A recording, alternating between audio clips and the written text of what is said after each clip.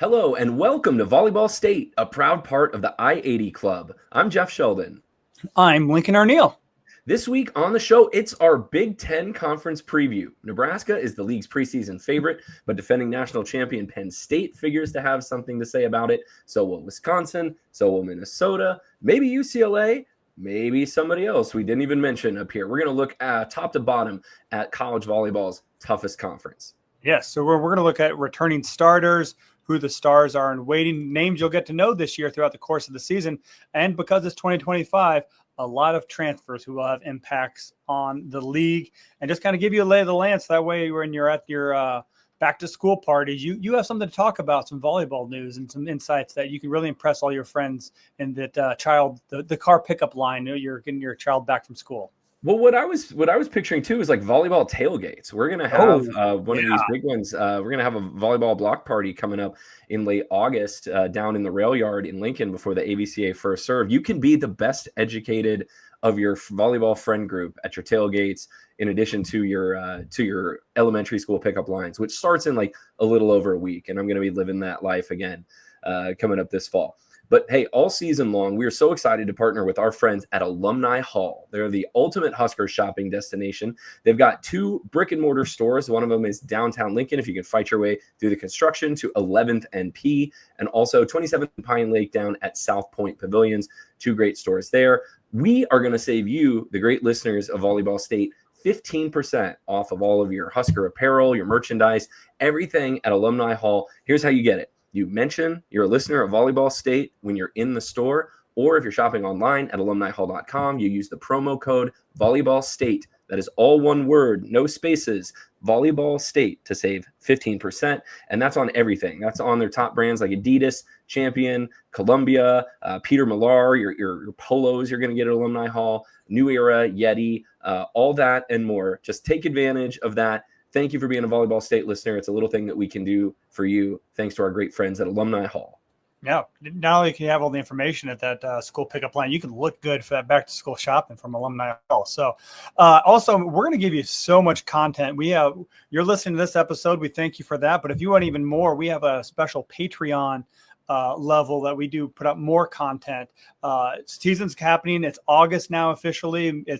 Volleyball will be played this month. So here's a little overview of what we're going to do. You can subscribe at patreon.com/I80 Club for just $5 a month. We're going to do Volleyball Late, kind of our post-game recap shows after select ones. We probably won't do it after Sunday or Saturday matches because we'll have a full episode that comes out. So Volleyball Late will be available. Also, our regular episodes, you can watch us live as we tape them on Sunday evenings for the most part. And you'll get access to those right away, too. Our regular listeners, for free, you'll get those Tuesday mornings. You'll still get all the same content. Also, if you're a Patreon, you don't have to listen to commercials. So save a few minutes of your time as well, too. So and a lot's coming on. And then later this month, we're going to start up. Last year, I did the week that was newsletter. We're moving that over, so Patreon subscribers will get that. So kind of a look around college volleyball, some news and notes that you will get in your inbox late in the week to better understand what's going on in the volleyball world. So I think $5 a month, pretty good deal for all of that content. So feel free to sign up, patreon.com/I80 Club. And well, one other thing we haven't mentioned yet, if you are a subscriber to Volleyball State on Patreon, during those live shows on Sunday nights, you'll actually be able to be a part of the show. We're not going to take calls, but through the I80 Club Discord server, you can do comments, you can ask questions. We will interact with that live during the show. So you can really be an interactive part of Volleyball State. That'll be on Sunday nights for the most part during the volleyball season. I think we might roll that out next Sunday after the red-white scrimmage. So the red-white scrimmage is on Saturday, August 9th. Afternoon. Saturday afternoon, August 9th. The next day, Sunday, August 10th, might be our first live Volleyball State that our Patreon subscribers will be able to interact with. That'll also be our big Husker preview show. So if we go a little light on the Huskers today, it's because we want to talk about the rest of the Big Ten. But don't you worry, we're going to talk plenty of Nebraska next week and then all season long. For sure. And if that's not enough too, follow both Jeff and I and Volleyball Pod on all the social medias. Volleyball Pod's on Twitter, Blue Sky, TikTok. I tweet about all the news that happens on my Twitter and social media accounts. I write for Husker Illustrated, and we'll be putting out videos again too now that we're in season. So it's a great time to be a volleyball fan. What have you written about this week? You have your position previews up at Huskers Illustrated, right? Yep. And last one came out, and you wrote some position previews too. Look at us dueling position preview articles. Yeah, that series kind of completed this week with Outside Hitters. I was in Chicago at Big Ten Media Days, had some takeaways from that. I'm also working on a story that should be up this week as you listen to it about new assistant coach Brennan Hager. He has a fascinating background to how he ended up as an assistant coach at Nebraska too. So I talked to him this week before practices got underway. But we're in season. First practice was on Thursday, and there's a lot of stuff coming out. Absolutely. And my position previews and then some stuff that I'm going to work on throughout the season can be found at huskermax.com. So thanks to them for giving me the opportunity. I've got some positional breakdowns, and everything right now is just an educated guess, which is one of the reasons we wanted to wait until after 2 weeks of practice and the red-white scrimmage before we dove in and gave you a Nebraska preview, so that we weren't just guessing and we could give you some actual takeaways. So look for that next week. This week, though, we get to make our educated guesses about the rest of the Big Ten. Why not? Let's dive in. And then, like I said, I got a chance to watch and talk to all of the coaches, and they brought 2 players with them to Chicago. So all 18 people were there. I think I got a question into at least one of them. Some of them I asked about half the questions to them. Sorry, Jen Flynn Oldenburg, but you know what? They were great. We had a good session, so we learned a little bit more about them, what they're going to look like, and how they're going to kind of stack up. And also, within the past week, we got the Big Ten standings and the preseason players of the conference as well. You mean like the standings, like the preseason media poll, it's the coaches poll, the coaches pick, yeah. Who they think are going to be good. So I think we're going to start with some big picture questions. I think the top storylines, and I think this is also reinforced by that coaches poll. Nebraska was picked number 1, Penn State number 2. That they're the 2 teams that tied for the league crown last year. Are we going to get a repeat of that, or is there anything that's going to be different this year? Do you think, Jeff? Yeah, well, I mean, the Big Ten has always kind of been a stratified league where you've got, the upper class and then maybe 3 or 4 teams at the very bottom. And then the middle class is kind of a jumble, right? It's really hard to advance in this league. And I don't know if the new addition of revenue sharing is going to continue that same stratification where you've kind of got your Penn States, your Wisconsins, your Nebraskas up at the top. And then, you're going to have at the bottom Iowa, Maryland, Rutgers, maybe Northwestern in some combination. But then that still leaves like 10 other teams who are fighting for position in this league. And if you're the 6th best team in the Big Ten, you're still a really good volleyball team. You're dancing. Yeah, I forget how many schools went to the tournament from the Big Ten last year, but it was probably close to 10. So who can really challenge Penn State and Nebraska at the top of this conference? If you were to ask me today, I think Minnesota feels like they're going to be pretty good. Wisconsin is going to be right there, although they could take a step back from where they have been in the last couple years. It wasn't that long ago where Wisconsin won 4 straight Big Ten championships, and now they're coming into the league this year as not the favorite and not one of the top 2 favorites. So that's one thing I'm really keeping an eye on is like, are we going to have, is it Nebraska, Penn State, and everyone else, or is this going to be a little bit more balanced Big Ten this year? Because remember, Nebraska and Penn State each went 19-1 in the league last year. Nebraska lost to Penn State. Penn State's only loss, I think, was to Ohio State, or was it Wisconsin? At Wisconsin. They got swept at Wisconsin. It was one of those Saturday afternoon matches, and it was a wide talent gap. I mean, Wisconsin just played them out of the gym. Oops, I believe you muted yourself, Jeff. Oh, no. Nope, there we go. Sorry. Wow, yes. That's like the first time that's ever happened in the 60 episodes. Off button got the show. So, yeah, what I was saying was that's just one thing I want to keep an eye on. Like, are we going to have Penn State, Nebraska and everyone else, or are we going to have a little bit more balance in the league this year? What I wonder is, are we going to have Nebraska and everyone else too? Because I mean, Nebraska, they return a lot more than what everyone else in the league returns to me. Will there be a gap? I mean, will Penn State be fighting Nebraska for first place, or will they be fighting Wisconsin for second place? I think that a little bit different spin on that question. But I think, I mean, Penn State will be.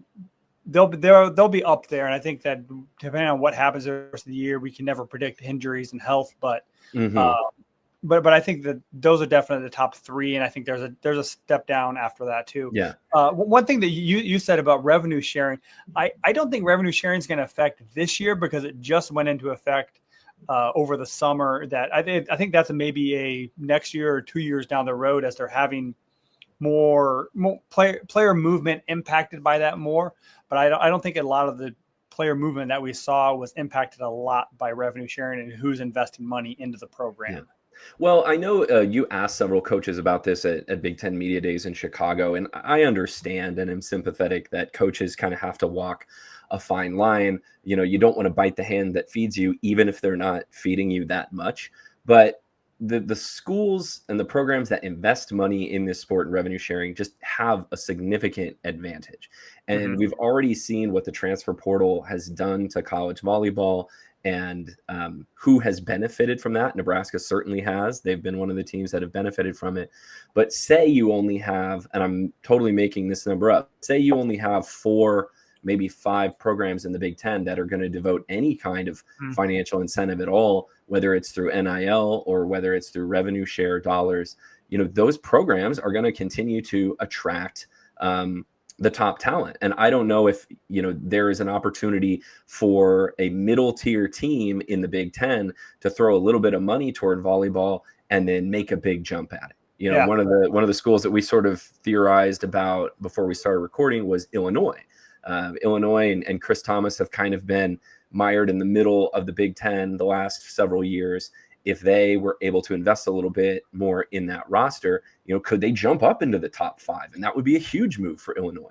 Yeah, I think a good idea of what could happen is looking at Texas Tech softball too. And they have a donor booster saying, we're going to be good at this. They paid $1 million for their pitcher who came from Stanford to join them. Is Ohio State going to say, we're going to pay $1 million and get like a transfer impact level of Kennedy Martin or a Torrey Stafford who did transfer the offseason? Is one of these middle tier schools going to say, we're going to buy our way back to the top and do it very quickly? And I think a pitcher in softball is a little bit different, but if you get an outside hitter who's averaging 5 kills per set, you can have a major impact in the volleyball world. Well, and we don't know exactly how the NIL is going to work out in a post-House settlement world. You know, in theory, the House settlement was supposed to restrict things like what Texas Tech's been doing in softball and football, very famously.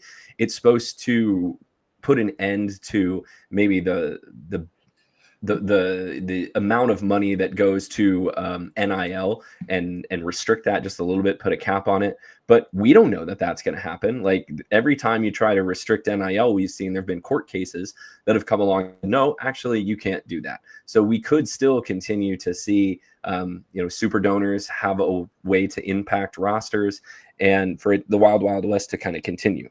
Well, so I've always been a little skeptical on whether that was actually going to work. Yeah, we even said, I think they ruled that it had to be for legitimate business purposes. It couldn't be for pay for play. That memo came out 3 weeks ago, and then CSC just this last week revised that and kind of softened their stance on that, saying that they have to promote a product or service. So it changes, and even probably what we say today may be outdated by the time this episode actually drops. Who's to say that a court's not going to rule playing volleyball for my school is a legitimate business purpose? And, you know, what would Illinois' roster look like? And again, we're just using them as an example. If they have got the services of a Kennedy Martin besides a Penn State, you know, that upsets the apple cart entirely. Yeah, and we're using them as an example because their athletic director came out and said the 4 sports they're going to sponsor are football, men's and women's basketball, and volleyball. So we know, I mean, we're using Illinois example, but not just picking them out of a hat, but because we know their school is committing some resources to the sport. But you have super wealthy athletic departments, really well-funded ones like Michigan and Ohio State, where volleyball is not one of the premier sports within that athletic department. And is that going to remain so, or are those schools going to be able to find the dollars to invest to strengthen those rosters and move them up the pecking order in the Big Ten? So we'll break down those teams here coming up this episode. One other thing I do just want to make mention, I believe the league increased their number of women head coaches by +1 this year because Kristen Kelsey at Michigan State replaced Leah Johnson. So no net gain there, but Danny Busboom Kelly, of course, taking over for John Cook, makes 7 of the 18 coaches in the Big Ten Conference coached by women. And that's kind of a big deal, I think. And that was meant at Big Ten Media Days as well. Yeah, they had some big posts about that, and they took their coaches' photos, and they had all 7 of the women coaches there too. And I remember, well, this was the 4th iteration of Big Ten Media Days. When we did it the first time, there were only 3 female coaches: Leah Johnson at Michigan State, Jen Flynn Oldenburg from Ohio State, and then Caitlin Schoenwarfer from Rutgers was the only 4 or 3 at that point. So to have a 4+4 increase over the last couple of years is good progress too. And 5 of those 7 are coaching at the schools that they played at and graduated. Yeah. Well, and this is, we expected to see that as, women's sports went through a couple generations of players, that you were going to have more players step into, those players were going to grow up and become assistant coaches and then eventually become head coaches. So I think you're going to see the number of women head coaches in women's sports, just continue to grow as we wait for Lincoln's internet to reconnect its tin can and string and him to rejoin us. Let's jump into the Big Ten favorites right now. Like we said, Lincoln, you're back. Great to see you. We're going to talk Nebraska in depth on Sunday, August 10th. So look for that in your feeds. But obviously, the other team at the top of the Big Ten Conference that we need to consider, the defending NCAA champions, the Penn State Nittany Lions, and their head coach, Katie Schumacher-Cawley, who I believe was the National Coach of the Year last year. And Penn State, what an incredible season that they had last year. 35-2 overall. Came back to beat Nebraska in the Final Four and then beat Louisville in Louisville for the national title, won the Big Ten championship, shared it along with Nebraska. But we've talked about this a number of times now in our offseason shows. Penn State gained maybe the biggest transfer in college volleyball. Actually, no maybe about it, I would say, the biggest. But that roster lost a lot, too. Dan Fisher was actually the AVCA Coach of the Year. Oh, I'm sorry. But she won an SB at least, or won an SB, which is pretty much the same thing. A very, very good coach who would have been well-deserving, and as is Dan Fisher. This is the problem when you have the vote before the season is complete. Sometimes the better, more deserving person shows up in the tournament. But yeah. So I think that they lost a lot. I mean, Jess Maruzic, who was the most outstanding player in the Final Four, she's graduated. Also Cameron Hanna, the other kind of out pin attacker. And Taylor Trammell, who was our number 3 scorer, middle blocker, she's all gone. They're all graduated, moving on to their careers professionally. So they do have a lot to replace. However, like you said, Kennedy Martin, her and Tori Stafford, I go back and forth between. But yeah, they're both impact players who can really turn a program around. And you wondered where those kills were going to come from before they added Kennedy Martin, and that's where they're going. AVCA was freshman of the year. Their setter,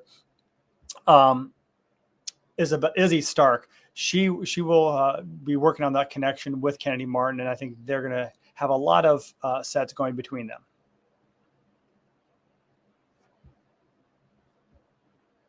You're muted.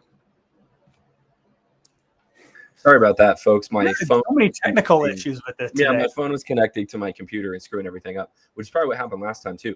But if Kennedy Martin doesn't average like 4.3 kills per set this year at Penn State, I'm going to be shocked. Yeah, they've got it. We mentioned Izzy Stark, who's going to be one of the best setters in the Big Ten, if not the best setter in the Big Ten again this year. But let's not forget about Emmy Selman as well, who had a really good season at Ohio State last year, a freshman outside hitter who's now going to spend the rest, at least this season of her college career, who knows what the future brings, in Happy Valley. So, there's your pins right there. We're not sure, I guess, what the rest of the Penn State, pin situation is going to look like, but they've also got Maggie Mendelson back in the middle, a Nebraska transfer. And so, they're well tooled to run it back and try to defend that national title.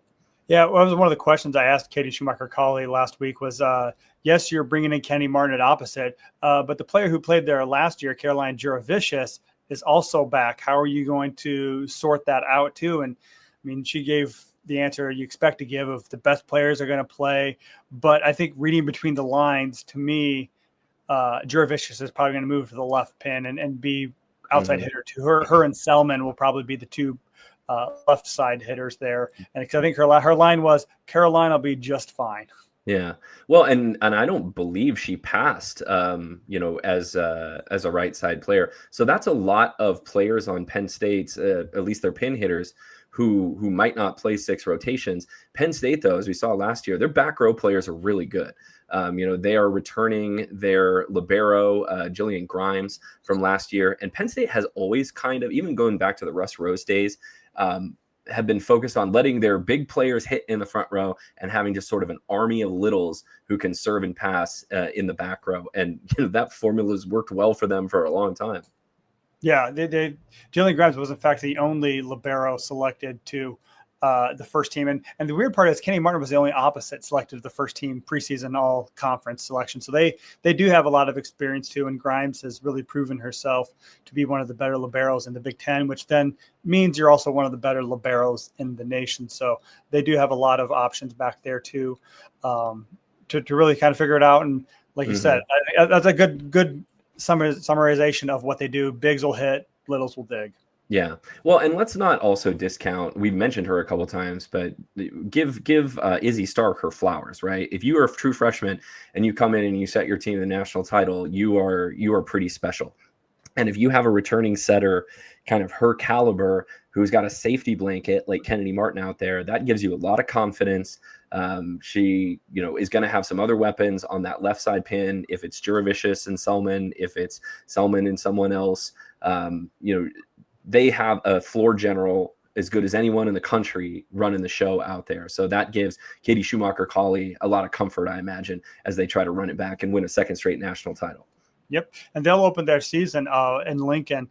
They'll be part of that AVCA First Serve. So Nebraska fans and people who live in the state of Nebraska will get a chance to see what they look like early on. Penn State's the one that plays their first match in Lincoln, but then they have to go up to Sioux Falls, right? And then they play Kansas up there. So they have to kind of get on the road and move around that weekend. I think they play Saturday, Monday, maybe. Yeah. I think that's the good turnabout fair play, because getting up to State College is never an easy journey too. So make them go up to Sioux Falls and figure that out too. Yeah, they play Saturday, Monday, the 2 games in Lincoln, and then Sioux Falls. And then they are one of the teams that plays Nebraska twice in the regular season. They play the Huskers in Happy Valley on October 3rd, and then in Lincoln on November 28th, or do I have that backwards? I'm reading the show notes here, and I can't tell if away or home is from Penn State's perspective or Nebraska's perspective. Right. But they play Nebraska twice, once in early October, once for the regular, or not the regular season finale, but at near the very end of the regular season. Black Friday match, I think the BTN is building their coverage around on that day. All right, let's move on to another team kind of in the top tier we expect of the Big Ten, which is Wisconsin. And, as we mentioned last week, I think Kelly Sheffield is pretty aware of the fact that people expect his team to take a little bit of a step back, that it's Nebraska and Penn State, and then kind of everyone else in the preseason predictions. Wisconsin didn't have a bad year last year. They had Sarah Franklin, one of the best players in their school history. And then, they ended it in the regional final in Lincoln, losing to Nebraska. But a really good season, especially when you consider they had a freshman setter, Charlie Fearbringer, stirring the drink there. They do have a lot to replace, but they brought in another high-profile transfer from within the Big Ten, as they've done the last couple of years, in outside hitter Mimi Collier from Oregon. Yeah, I mean, you look at what they lost. This was one of their big classes. I mean, Sarah Franklin was previously, she wasn't last year, but the year before, she was the player of the year. Anna Smrek is gone. Julia Orzol's gone. Cece Crawford, Devin Robinson. And then they lost all 3 of the players that had played libero for them. That in the back row. So they really lost a lot. But so just looking at what they did during the spring, it's going to be the Mimi Collier show. I think she is by far the most talented pin hitter that they have, and the most experienced too, because they have a couple other options at the pins too. I mean, Grace Egan is another transfer from Ohio State. And then one of their other big gets was Grace Lopez from Miami, but she blew out her knee during the spring. She's likely out for the season. She's working out, doing some volleyball activities, but I don't know how close she is. If she comes back, it'll be late season. I don't know. That'd be a very quick return from a serious knee injury too. But but I think Madison Quest is kind of going to be a freshman. She's one going to fill in at that opposite position. Yeah, they're really excited about Maddie Quest, especially how she played in the spring. She's, I think, 6'4". She's 6'3" or 6'4". And so Wisconsin, they're not going to be as big as they were last year with Anna Smrek, who is 6'9". But Wisconsin's still, I think, going to be the biggest team in the Big Ten. You know, they can go 6'7" with Carter Booth. They can go 6'4" with Maddie Quest.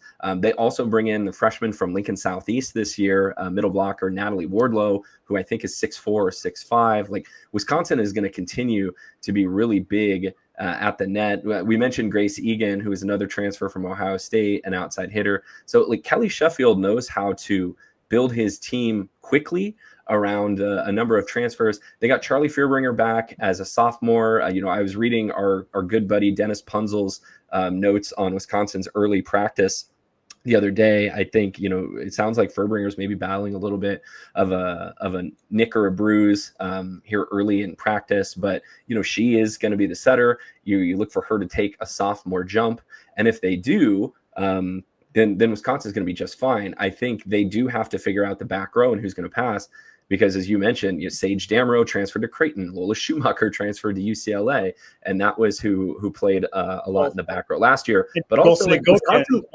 The third one went to Tennessee. That's right. I mean, but the secret kind of about Wisconsin last year was they weren't great in the back row.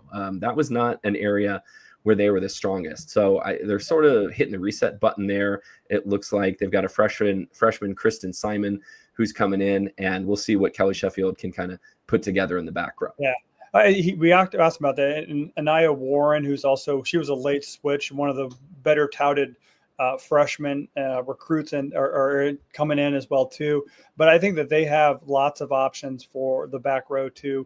Who else? I mean, they have looking at that, Meili Chan's back too. So they got 3 or 4. Jada Cernelia, butchered that, but she's a transfer and a native Wisconsin coming back into. So they got a lot of options back there. But I don't know if the saying is you got 3 liberos, you got no liberos. So they'll look to kind of improve that as well too. And they have a good test. I think that second weekend they're hosting a big tournament in the Kohl Center. They play Kansas, and I think the marquee one is they play Texas, and that'll be a real big measuring stick for the Badgers, because they got a lot of new players coming together. You mentioned Fearbringer and Booth were the only players that played more than 10 matches last year for them. So they had a lot of things to figure out, a lot of chemistry, and just a lot of moving pieces to figure out who's going to work together well. And that Texas is real early season test. So the team we're going to talk about next is Wisconsin's big rival, which is Minnesota. And Minnesota took a little bit of a step back last year. They did make the tournament. They tied for 6th place in the Big Ten last year. They were 21-11 overall in 2024, which, by Minnesota's standards with what Hugh McCutcheon did, is, not wonderful. And Keegan Cook is going to try to get Minnesota kind of back into the top tier of the Big Ten this year. They've only played Nebraska once. They play them in Lincoln on November 8th. No, not right. They play them in Minnesota. Okay. Matches away in Minnesota, yeah. So when we say away here in the show notes, we mean from Nebraska's perspective. Yes. That's away. So Minnesota has gone out and they've brought in some transfers as well. The big one being Lourdes Myers, middle blocker from Purdue. When Purdue's roster kind of got raided by the transfer portal last year. They also brought in a setter, Georgia Lee, from Rutgers, although I think she's going to provide depth because Stella Swenson looks like she's going to be the one running offense for Minnesota. Yes, of the other Minnesota Swensons, she redshirted last year, so she's going to be a redshirt freshman, and it sounds like they're really excited about what she could do. But then also the big player they have coming back. Hansen. I'm sorry, say that again. Julia Hansen. It is Julia. Man, this Julia. I said Julia. Figure out whether they're going soft J or hard J. She's not Polish. We're going hard J. There you go, Julia Hansen, who was really solid last year. Yeah. I believe she was an All Big Ten pick. And so, there's a lot of talent there in Minneapolis, and they're going to try to put it together and see if they can, maybe edge above Wisconsin this year to get up behind Nebraska and Penn State. Yeah, and that's really, their offense wasn't what it had been in the past. I think they really struggled as a team. They really need people to step up and terminate. Michaela Wooker, she hit 197 last year. Alex Acevedo, who was kind of their third option off the bench at outside hitter, she hit 121. So just you can't have – it's really hard to have an outside hitter that's hitting below 200 and have an offense that's doing it. So they'll probably be the first couple options to earn that spot next to Hansen. Another option is you mentioned. Well, I think Wooker might be battling some injury too, so yeah. I'm not entirely sure how available she's going to be this year. And you mentioned Stella Swenson's probably going to be the setter. Twin sister Olivia, 6'3". She could play either pin. I wouldn't be surprised if she gets a run early on, especially at opposite. They are replacing Lydia Grote, was a good player for them last year, but they got. I'd say besides Hansen, every job's up for grabs. She'll probably be looking. She'll be good, but I would not be assured of anyone else has a starting spot at the pins. Yeah, Minnesota traditionally is really strong in the middle, and I think Lourdes Myers is a really good addition. It looks like Minity is going to be the other starter in the middle. So just that's usually an area where Minnesota is really strong. They run their offense through the middle. It seems like more than your average team, and that's a way that you can kind of keep teams off balance. If Stella Swenson is good at mixing things up, then maybe your pins don't have to be as dynamic if you don't know where the ball's going to go.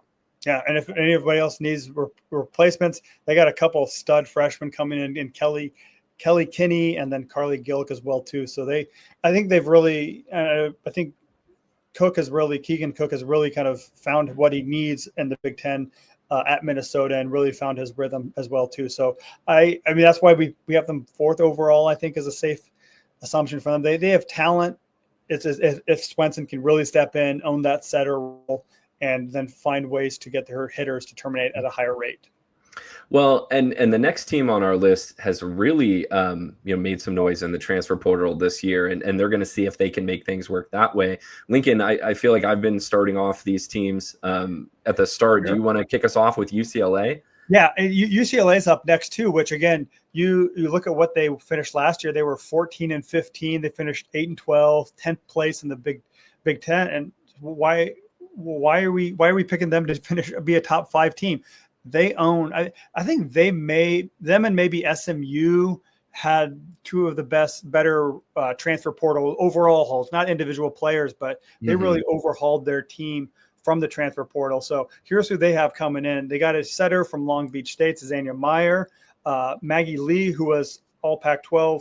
I don't know if she's all ACC, but really great hitter who can average 4 kills per set from California. PK Kong, who you saw a lot, and she has Final Four experience from Louisville. And then Mariana Singletary, really kind of, I think she just scratched the surface of what she's capable of. Her stats may not look like it, but she was a really good middle blocker from Texas as well too. So those 4 or 5 players are really going to be reliant. And I think those are great players, but then they're all surrounding Sheridan Leverett.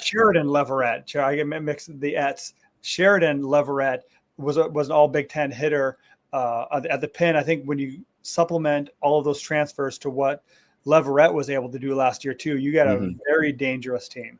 Yeah, over 4 kills a set for Sheridan Leverett. She was really impressive in the match that they played in Lincoln, where it's sort of, if you look at the scores, it's like, oh no, home Nebraska, finished them off in 4. Like that was a UCLA came all the way back to win one of those sets and then almost stretched it to 5. So, they threw a scare into Nebraska in the Devaney Center, and they get Nebraska out in LA this year, where Nebraska's got to go out and do the LA road trip with UCLA and USC. I think it's a big year for Alfie Reft. Is this his second or is this his third year? This is his third year in Westwood. And, this is an athletic department that expects to be good in volleyball. They are sort of on the Mount Rushmore, I would say, of programs. They've won a national title. And so I don't know how much money, if any, they're going to devote to rev share or NIL at UCLA, but their transfer hall would suggest that they are putting some resources behind the sport. And, they, at the very least, I think, need or expect to make the tournament this year. Yeah. And I think look at their schedule too. They close out their non-conference against Stanford, who will likely be a top 5, top 10 team. And their first 2 weeks, I think, really set the tone for them. They go to Ohio State.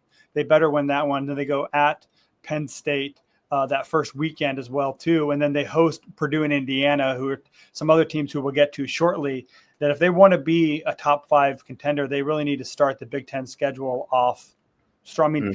2-2 is bare minimum. They want to go 3-1 during that stretch.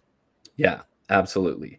I would say that kind of does it for what Lincoln and I feel like is the top tier of teams in the Big Ten, although it's not a sharp delineation. Things get a little gray as you move into the next tier, which I think we're calling postseason challengers. These are teams that expect to make the NCAA tournament. So that means, over 500, probably have a close to 500 record in conference play. And let's keep it in LA as we talk about it with USC. And USC actually had a better year than their crosstown rivals last year, with Ali Batenhorst out there leading the charge. They went 22-10 overall, 13-7 in the Big Ten, which tied them for 6th place.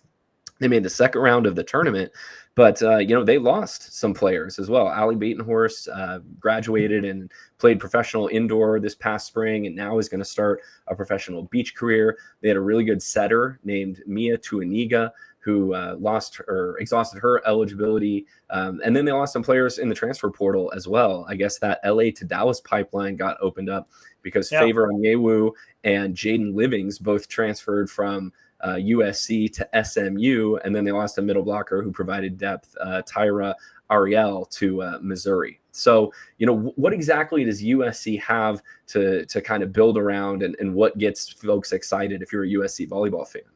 I think you look at their recruiting class too. I think it's headlined by Abigail Mullen, Kansas City native, number 3 overall recruit, and then Reese Messer, who her club teammate was a number overall. She's a setter. Reese Messer's a setter. Number 8 overall recruit too. I think those two really give a lot of excitement to what their potential is. They got a lot of other really good players. London Weijay. Yeah.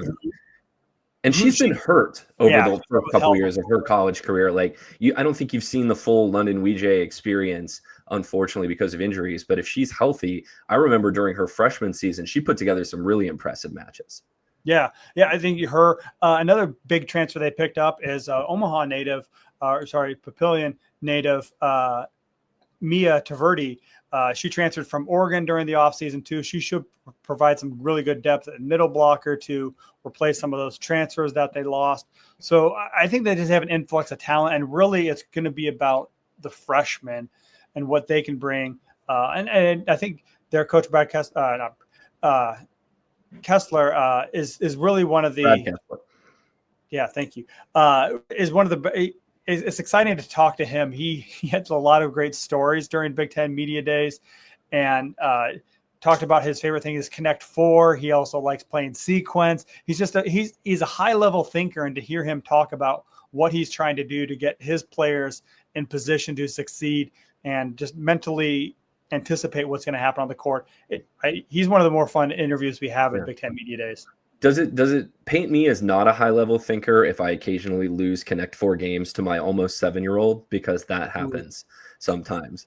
Also, We've seen Reese Messer, the setter from Kansas City, pop up on, some unofficial, I would say, National Freshman of the Year watch lists. So they really like what they have in her. But again, this is going to be a young player, a freshman coming in and taking the reins of a Big Ten offense. They do play Creighton this year out in LA, and then boom, they open up Big Ten play with Penn State. So you're going to find out, I think, pretty quickly what level USC is going to challenge within the Big Ten. Yeah, the other player we should mention too, Leah Ford, she was a freshman last season. She really kind of made a presence known too. Good middle blocker too. So her and Mia Taverdi should really be a nice middle blocker pairing. So that is the LA scene. I think they're a lot closer to UCLA, but UCLA just has a lot of higher end talent. Maybe not as much unknowns with freshmen. But we talked about how USC was hit by the transfer portal to SMU. Here, perhaps, is our next school is Purdue. They were hit as hard by the transfer portal as any school who did not have a coaching change. We'll talk. Oregon maybe caught the brunt of it too, but Dave Shondell's still coaching in Purdue, but they lost a number of transfers. We already mentioned Leonard Myers, Lourdes Myers. Lourdes Myers, who's going to Minnesota too, but their big two outside hitter combination of Eva Hudson and Chloe Chacoin, both leaving West Lafayette to go south to join the SEC and ACC. And they just lost a lot of players too. Between those three transfers, which we mentioned, and then they also lost Raven Colvin has graduated, and their libero Ali Hornug also graduated. So Taylor Anderson's really kind of the last person left that played him extensively last year at setter. So they're almost starting. The transfer portal took a lot of players away, so they hit it hard and tried to rebuild their program through the portal. And thank you for putting this number in our show notes. So I want to give Lincoln credit for this. Only 18% of Purdue's point scoring production returns this year from last year. And I'll say, at least to me, this was one of the most shocking developments of the offseason is Purdue, a team that is always in the top 5, maybe of the Big Ten. Always, you expect it. Hey, is this the year that Purdue's going to break through and make a regional final? Because they have a great home court advantage. They have outstanding players. They give Nebraska, fits every single time the Huskers play them. And they lost their 2 best players to the transfer portal. I was shocked to see that. Eva Hudson is at Kentucky, and Nebraska is going to see them when they go down to Nashville. Chloe Chacoin is going to be at Louisville with Dan Meskey, and as they move into his coaching tenure. And so, it's what exactly does Purdue have to rebuild? And so they're going to have a pretty big lineup. It looks like they got a transfer from Miami, 6'5" Bianca Lulick, excuse me. Akasha Anderson is a transfer from Michigan State that they got, and they've got another middle that's 6'4", and then their freshmen are pretty big too. Morgan Williams and Addie Tyndall are both 6'3". So it looks like Dave Shondell is trying to rebuild with size. They do have the veteran setter that you mentioned in Taylor Anderson, who I think is pretty good. And so, they are not panicking. And there was a really good story. I don't know who wrote it. I don't remember. I could try to dig it up in the offseason about what exactly Purdue went through in December when Dave Shondell found out his 2 best players were transferring and sort of the introspection that he had after that. And how are we going to move forward? And, you're just going to have more stories like that in college volleyball as the transfer portal continues to kind of sow chaos throughout the sport. I believe it was Purdue Boilermakers on SI. I think it was Dustin Shuddy that did that. Okay. So, he was actually there at Big Ten Media Days. So I got a chance to talk to him a little bit about that. But yeah, it was really good. And Dave Shondell talked a little. He was one of the more frank speakers there. I asked him, my question to him was, what did you learn about the transfer portal during the offseason too? Because they were ravaged from it. Then they relied on it to rebuild their team. And he took us through the emotions. Like he said, he was flat out shocked as well too. It put him on his heels that Chacoin and Hudson left, but you can't wallow and feel bad for yourself. He had a team to rebuild, and they did that as well too. So it'll be interesting to see how those pieces all fit together. A lot of new faces, but I mean, if there's one thing that we've learned, like you mentioned, Purdue's regularly a top 5 team, that Dave Shondell knows what he's doing. He knows how to win in the Big Ten. So I'm more willing to give him the benefit of the doubt. Whether or not that talent is there, we'll see, just to see kind of if they have all the right pieces as well.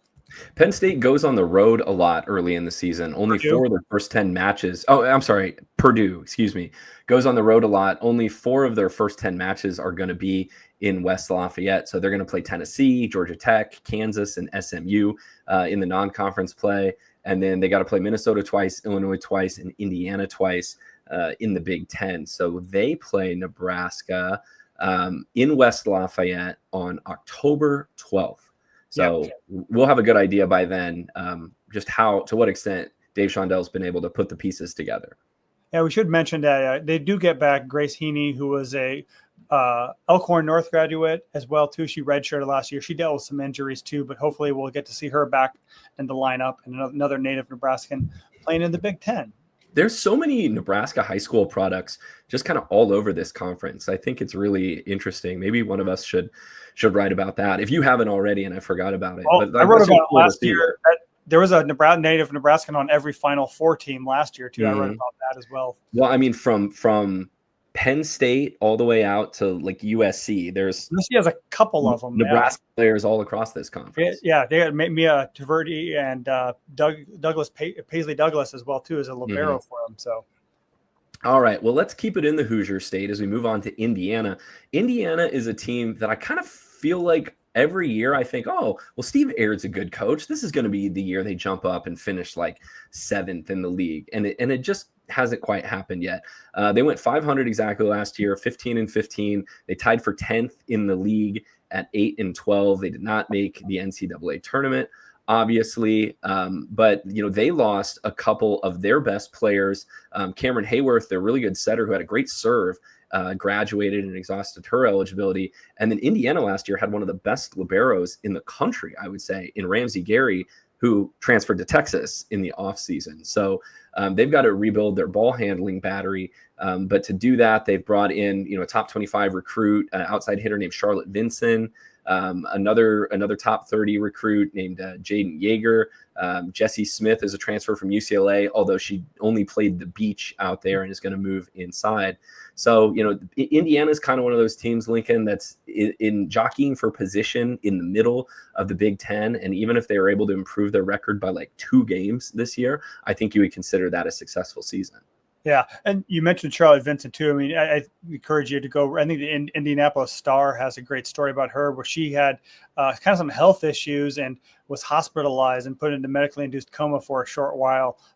And the spring, kind of like May 2024, but now she's back. She's it's a really cool journey, too, that she's made. And I think she's one of the better recruits in the nation, too. Her recruiting rankings may have slipped a little bit just because she was recovering from all that too, but she's back full health and really able to go that as well too.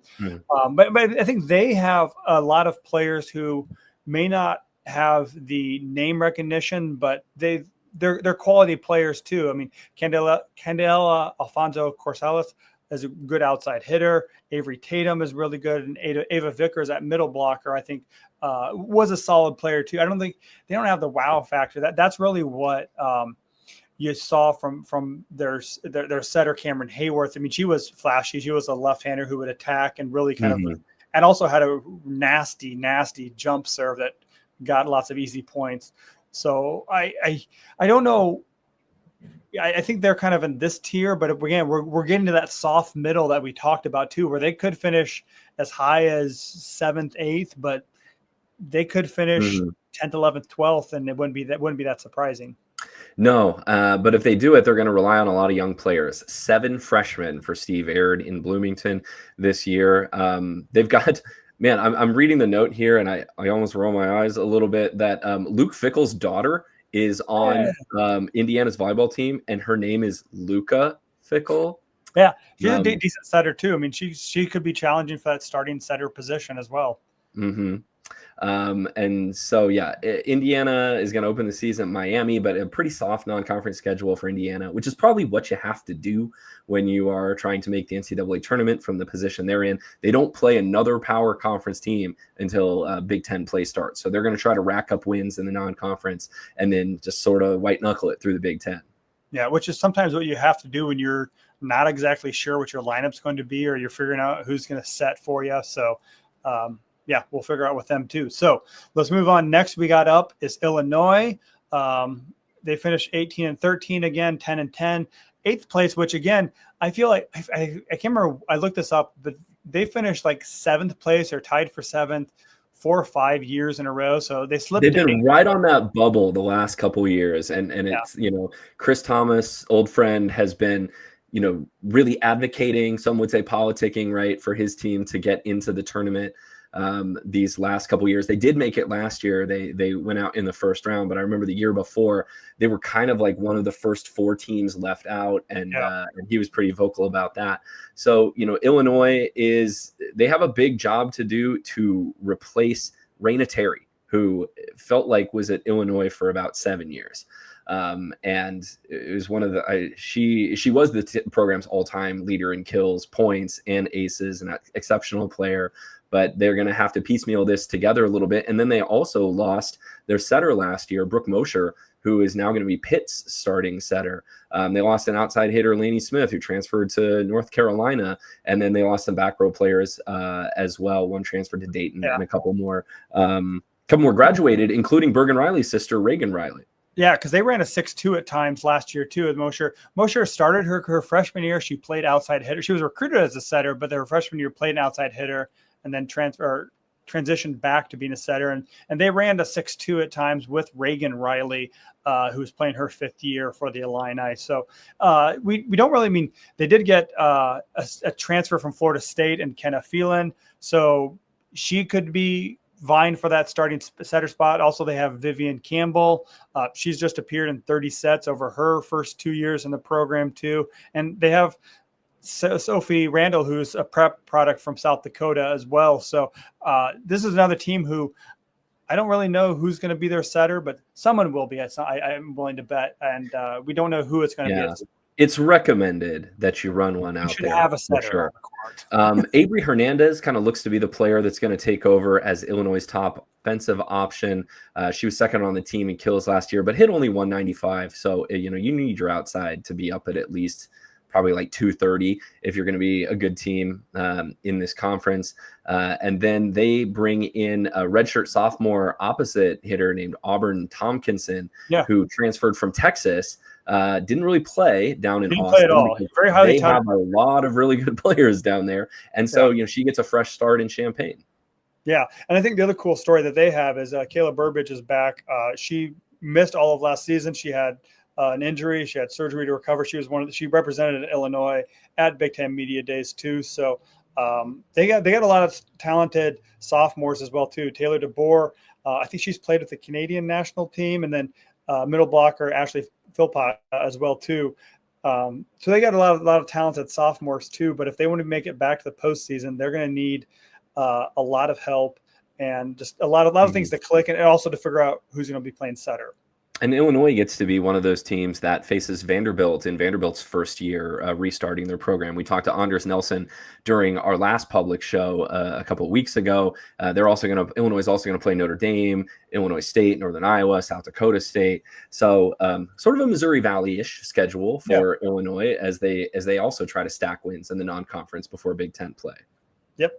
Let's move on. Next up, we have Washington. They were the last Big Ten team again. They finished 9th place, made the tournament, and Leslie Gabriel's second year. So good to see her to get and make progress with that. They did finish 9-11 in the Big Ten, but 19-12. They went through their they lost one non-con. Oh no, they didn't lose one. They went undefeated non-con. They lost 12 total games because the other game was in the tournament. And Nebraska will play them. They're going to make the trip to Lincoln this year, October 10th. But I think they had to really – they won their first 13 matches too, but then they ran to the Big Ten meat grinder, and they struggled. They did have wins against Oregon and Minnesota, which really I think if you want to look why they were able to get in the tournament, it's because of those wins too. But then they kind of slipped as the season went on, lost 6 of their final 7 regular season matches. Yeah, and Washington lost a couple of key players as well from last year, headlined by Imani Bush, who I thought was a really promising pin hitter for them last year. I think she missed the Nebraska match because she was injured, had some injury problems. She's transferred to Oklahoma now. Maddie Ensley, who was one of their top offensive producers, graduated. But Washington does bring back sophomore now, Julia Hunt, in the middle. She was a freshman last year. Kirsten Barton had 3 20-kill performances, but also battled some injuries last year. And so they've had to retool a little bit through the transfer portal as well. So Leslie Gabriel's brought in a transfer from Penn State, outside hitter Alexa Markley. Taylor Simpson, who's a setter from Colorado, looks like she might get the first crack at running Washington's offense, although Washington has been a team that's run 6-2, maybe a little bit more than others, and been comfortable with that. So because they lost their setter to the transfer portal too, Molly Wilson. She ended up transferring out, and so they needed to get that Taylor Simpson. They needed someone from the portal to run their offense too. So, and I think you expect them to run a little bit quicker offense too. That's what they were looking for in the setter that they recruited out of the portal too. So Simpson was a nice fit for them there. And then Washington also went international to try to patch some holes. They have a Serbian that they've added at the outside hitter position. Simona Mateška is how I'm going to assume that name is pronounced. And she's seen some time on Serbia's junior national team, which traditionally is really strong. But it's a tough non-conference slate for Washington too. They are going to play Colorado State, who is always tough. And then Northern Colorado, they have to go to Dallas to play SMU, who we assume is going to be really good again this year. And then they have to play Arizona, who Nebraska is going to play in Lincoln this year, plus San Diego, Washington State, their Apple Cup rivals, and Kentucky, who we expect to be really, really good this year too. At Kentucky too. So that's a rough start of the year too, but I do not think they will finish 13-0 non-conference again this year. But doubtful. If they do, you're probably looking at like a top 10 team. That's impressive. They figured some stuff out too. So the last team we're going to do a deep dive in, I think is as an upside prediction. They'll challenge for postseason. I think the discussion maybe a bubble team is Michigan. They're also one of Nebraska's double play. They play home and away with them. They finished 18-13 last year, which you may think of, that's okay. It's pretty average, 8-12 in the Big Ten, but that's an 11-win improvement over Aaron Virtue's first year. So the things are trending in the right direction for the Wolverines. And also the good part too, Aaron Virtue is not going to miss a lot of practice because of her national team commitment. So she will be in the gym the entire fall with preseason and into the regular season as well too. So that helps them kind of continue to build their momentum. Yeah. Michigan is sort of there's teams that I look at in the Big Ten, and just like my knee-jerk reaction whenever I see their name is like, oh wow, they always play Nebraska really tough, like Purdue or Minnesota. And then others that are like, even in their good years, I feel like Nebraska handles them pretty easily. And Michigan sort of falls in that latter category for me. They're going to play Nebraska in Lincoln on September 24th and in Ann Arbor on October 19th. And just like, I need Michigan to show me something before I'm going to take them super seriously. They've got a couple transfers that have come in, just like seems like everyone else in the Big Ten. Jason Bamus from Hawaii, as Hawaii lost a couple big players in the transfer portal this year. That's a middle blocker. They got a transfer from Minnesota named Sydney Schnickels at the outside hitter position. And then they have a Turkish player who, Lincoln, I'm not going to try to be a hero and pronounce this player's name, but a middle blocker from Turkey that played on their junior national team. But then they lost one of their big players. We saw Valentina Valette play in Lincoln last year, who was pretty solid, and she transferred to Oregon. Jackie Boney has exhausted her eligibility. So is Kendall Rowe. And so, I don't know a ton about what Michigan's got this year. Well, I think the highlight of their team is Allison Jacobs. I mean, she's playing, this is her 6th year. She started her career out in the West Coast, I believe was UCLA that she started out. and is really emerged. I think she emerged one of the better. She was all Big Ten first team last year too.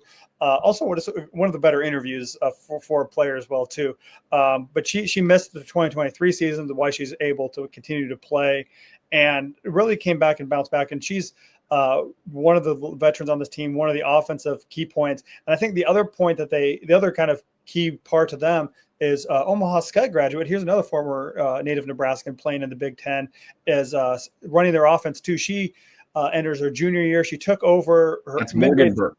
Morgan Burke, yes, took over her freshman year and really kind of then blossomed her sophomore year, and is in position as a junior this season to really continue to build upon that and be a leader on the court. And I think the Michigan's offense has looked good with Morgan Burke running the show. Well, in Michigan, did they play every match last year in Chrysler Arena, or did they still back like in the past? They played in Cliff Keen Arena, which is their small. They do wrestling in there. It's sort of their smaller facility where there's only seating on one side. And I think you're seeing more of these programs, if they're not going to build a larger facility like Ohio State and Indiana and Iowa have, that you can play volleyball in, they're at least moving matches into their larger like basketball arena. So I think Michigan's a team that's trying to move into the big time by treating it like it's a big time. They're going to play Cincinnati, Notre Dame, and Virginia in the non-conference play, but this is Erin Virtue's year to show that she's got this program headed in the right direction. Yeah. Looking at their schedule real quick, they are playing a couple matches. They're playing Purdue at Cliff Keen Arena. They're playing Central Michigan and Iowa. So most of them are in Indiana. So most of them will be in Chrysler Arena, but I imagine there might be a couple basketball conflicts that take precedence. Mm-hmm. So most of their matches, especially their big time matches, will be in Chrysler Arena. Yeah. So those are the teams that we feel like, merited doing some deeper dives on. Of course, this is an 18-team league, so we've got, 7 or 8 more teams that we haven't. Yeah, our podcast, we're going to talk about all 18 of them. Yeah, exactly. And we're already kind of at the 1 hour mark right now. But there's some interesting storylines happening in other parts of the league too. We have 2 new, besides Nebraska, obviously, we have 2 new head coaches in the league, Michigan State and Oregon. So, those are teams that are trying to move into kind of that middle tier in the Big Ten. But, we've been impressed by what Kristen Kelsey has been able to do as an assistant. And now she gets a chance to have a head coaching job. Also, this is the third straight female coach that Michigan State has had. So they've had, with Kathy George and Leah Johnson. So Michigan State's really kind of leading the way there. I was looking back at their history of their coaching. They've only had 1 male head coach. I think in like the mid 90s is when they're only. Kathy George coached there for like a million years. Well, yeah, it was the coach before Kathy George. I think he was in charge when they made the Final Four in 1995. But I mean, I think you look at what Kristen Kelsey has done too. I mean, she is just passionate about Michigan State too, and really and look at the recruiting battles that she won this summer too. She got a lot of really good prospects for the class of 2027. So I think she's building something really good there too. Also, they are having a reunion. Mentioned 30 years ago they made the Final Four. They're having the 50th reunion of the first team to ever make the postseason in 1975. And then she starts out her first couple weeks. She plays at her first Big Ten matches at Minnesota, where she just came from as their associate head coach. Mm-hmm. She plays plays Michigan as well, and then her next one is at Northwestern, where she was also an assistant coach. So she has a very emotional start to her Big Ten coaching career. But I mean, you talk to anybody who worked with her or knows Kristen Kelsey, that she's going to do big things at Michigan State. Mm-hmm. The other new one is Trent Kirsten. He came from Loyola Marymount. Up to Oregon after Matt Ulmer left too. He basically had a complete rebuild. They have 1 player on their roster from last year, and she's a defensive specialist who played sparingly. So he had to rebuild the roster from scratch. He brought a couple people with him from Loyola Marymount. We mentioned Valet, who came from Michigan. So they hit the transfer portal, hit some international student athletes. So I think it's going to be a rough year for Oregon. But again, he's done a great job wherever he's been rebuilding programs too. He went 45-12 in the last 2 years at Loyola Marymount, so they feel pretty good about who they've got in the coach's chair there. One of the more interesting teams, and I guess we don't always mean that word like in the most complimentary context, is Ohio State. Scratch your head, interesting. Yeah, exactly. Ohio State is a team that has lost a lot in the transfer portal in the last couple years, and it started a few years ago. But this year, or in this past offseason, they had their promising freshman Emmy Selman transfer to Penn State, and the year before that, they lost a number of players as well. So Ohio State, we don't consider them right now probably to be in the top half of the league. And this is a program that Jen Flynn Oldenburg a couple of years ago brought in. I think it was a top 3 national recruiting class. And to look at the roster now, you would not see evidence of that. Yeah, Mia Tuman, I think at setter is about the only person that's left over from that class. And they'll really rely on her. But yeah, it's weird to see how the mass exodus of players too. And I mean, Jennifer Oldenburg is she's president of the AVCA, so her peers respect her a lot. Mm-hmm. But just something's not clicking, and something is not working the way they hoped to at Ohio State too. She did some retooling of her coaching staff too, and they added Fiona Nepo Fotuni, former Nebraska All-American setter, has joined her. She was at Kansas State previously, and a couple other coaching staff before that, but she's now at the Ohio State as an assistant coach. Yeah, Ohio State's a program where, you look at their athletic department and they've got more sports than like anyone else this side of Stanford. And so you're like, well, they've got the money. Why isn't volleyball better? Well, cool not every sport in that athletic department is flying high right now. Their basketball program last year wasn't really great. And football waves the flag, obviously, there like it does at most places. But then you dig a little bit deeper in that athletic department, and I don't know how much they're going to invest in this as outside of football. I mean, they had potential there. I mean, they had a match point against Penn State in the middle of the season. In fact, coincidentally enough, it was Emmy Selman's best match of the year was against Penn State, and then heck of a job interview. Yeah, but the potential is there too, and they have a great home court and home venue.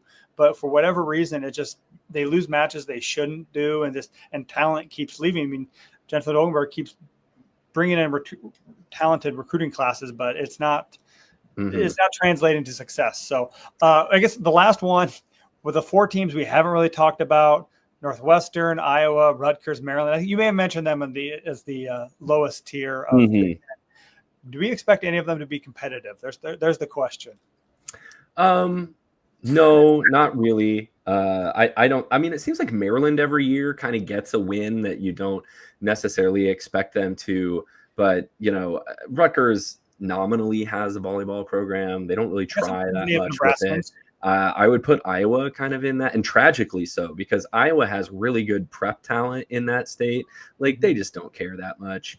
And they've had really good, individual players in the past, but you don't see them being that competitive. Northwestern is a team that has had some really good players in the last couple of years, individual players. And they've got a transfer from Kansas this year, Aya El Nady.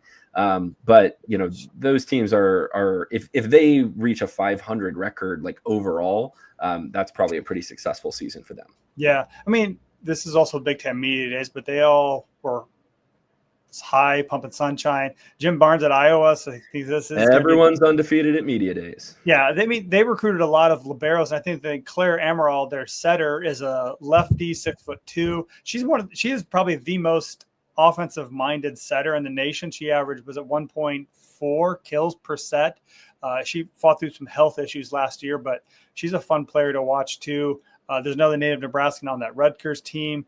And so, I mean, yeah, it's going to be tough for them. I think I agree. Northwestern has the most upside. They got a lot of good transfers in too, but it's hard to move up in the Big Ten because it's so brutal and because there's such high end talent for a lot of teams. So I wouldn't be surprised. I mean, I expect Oregon to be kind of down and them and amongst this group because they're doing a complete rebuild this year. Michigan State, I think another coaching transition. They'll probably be amongst this group of 6. So it's going to be rough years, but someone's got matches.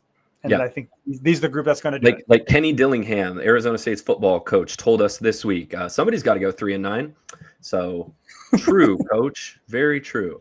That's our look at the Big Ten. We're going to come back next week on August 10th and do a show that is strictly on Nebraska. We're going to dive deep on what the Huskers are going to look like. We're working on having a very special guest for that show as well that I think is going to be exciting. And so that's going to be a public show as well. If you're listening to this, if you're not a subscriber yet, we would love for you to become a subscriber. Just $5 a month to support this show at patreon.com/i80 club. That's going to get you bonus content, bonus pods. We've just sort of soft launched a merch store. Maybe we can send out some discount codes to our subscribers for that. You're also going to get access to Volleyball Late, our occasional live post-match show, access to the I-80 Club Discord Q&As where you can interact with us. We'll answer questions. Before the season starts, Lincoln, we just need to do another sort of like AMA in the I-80 Club Discord where we sit down for an hour and take all your questions. So thanks very much. Look at the roster. Hopefully we'll have a lot better answers, like instead of just speculating like we just spent the last hour doing. But we'll get a better idea of what Nebraska. Like I've heard things about Manaya Ogbeje. I would love to see what she looks like on the court. She looks long. I watched her the first day of practices on Thursday. She looks long and athletic. So, and everyone wants to see what Virginia Adriano looks like as well. Because right now we're limited to our YouTube clips. But I saw her in person. She exists. Say what? I saw her in person. She exists. She exists. And so we're going to get a good look at everyone and the red-white scrimmage on August 9th. Come back on August 10th. Also, thank you so much to Alumni Hall for sponsoring the show this season. You can save 15% on all of your Husker gear and apparel and gifts at Alumni Hall when you mention the show in store or when you shop online at alumnihall.com. Use the promo code Volleyball State, all one word, no spaces. Yep. Be sure to follow us on social media, Volleyball Pod on Twitter, Blue Sky. Email us any questions, volleyballstate@gmail.com.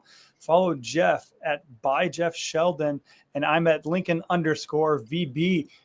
We love your questions. We love interacting with our fans. So that's all we got for today. So thanks for listening, and thank you for living in the Volleyball State.